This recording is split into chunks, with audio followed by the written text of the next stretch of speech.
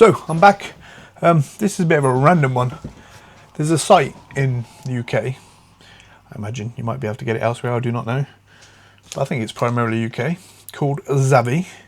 And they do a set of original vintage Stingray, Thunderbirds, Captain Scarlet, Topps trading cards. Complete set of 66 apparently. They sell it like this. Complete set, so I don't know how they've got them. I don't know why they've got such a backlog. I don't know why they're pre-ripped. But apparently these are original vintage. And you buy them off Zavvi like this. I assume there's no rares or anything exciting, but if you're into nostalgia, puppet style kids TV programming, then this is going to be for you. Maybe you collected them as a kid yourself. I personally never massively got into Thunderbirds, Captain Scarlet, Stingray. Never big fan.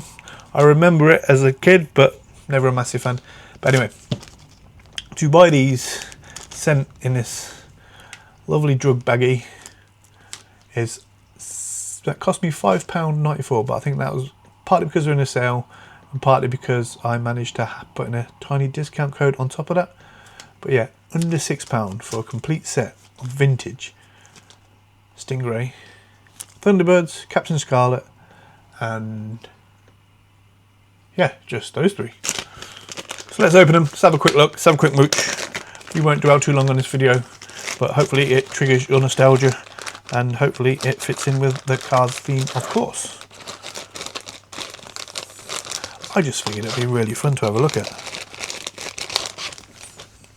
So let's try and put them in the order they were sent to me.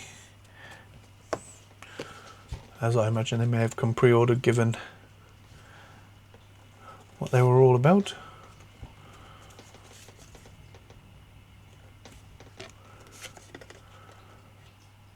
So was Thunderbirds a worldwide thing? Was it a UK thing? I do not know. I'm pretty sure they were all British sounding speakers who voiced the puppets. So maybe this is quite strange for anybody who's found me via it being a card channel or a retro channel and they're like, what the hell is this? Did you guys have Stingray, Captain Scarlet, Thunderbirds? Maybe I'm wrong. Maybe I'm just misremembering. Maybe they are American. I, for some reason, just assume they all have British accents.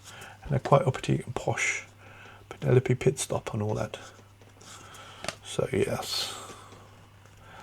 Stop trying to follow my tattoo, will you, camera? My camera thinks that my leopard print is an eye. And thus, it must follow the eye.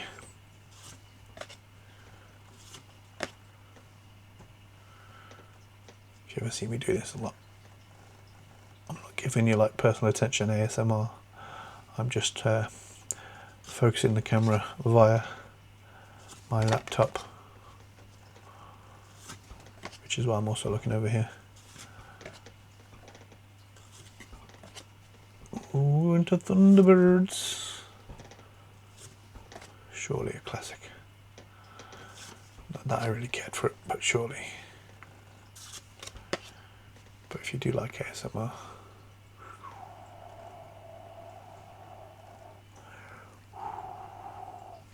all that kind of stuff. I've taken a piss, but I genuinely watch a lot of ASMR. First thing I do in the morning when I wake up is stick some ASMR on to wake up, because I'm not a morning person and I need to relax and chill. And usually the last thing I do overnight, watch some ASMR. I am very much a child of YouTube, even though I'm old.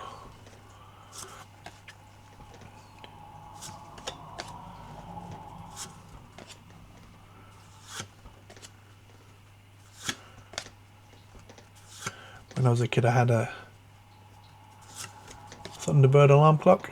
It was like, is it Thunderbird 2? The big fat green one? And every time the alarm went off in the morning, you'd hear it taking off. And I remember that vividly. Not that I was into Thunderbirds, but I think my nan bought it me. I've probably still got it somewhere. I don't know if it still works. Penelope Pit Stop. That car's a classic.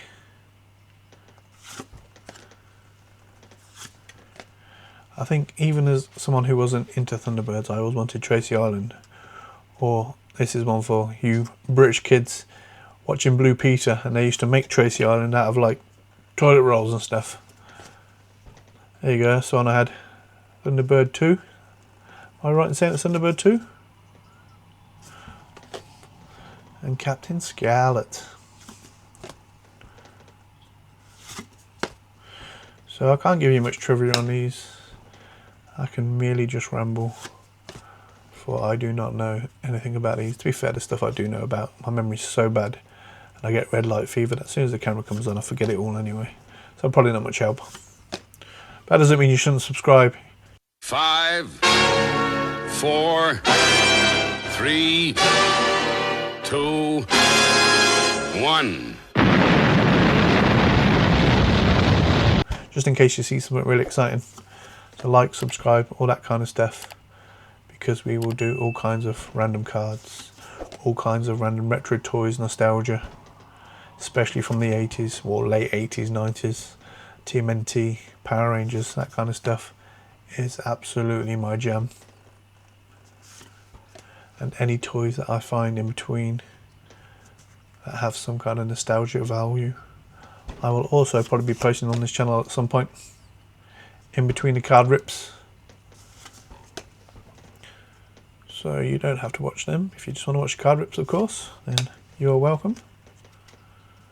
But it would be cool if you stuck around, watch some other stuff, said hello in the comments, press like, put the bell on.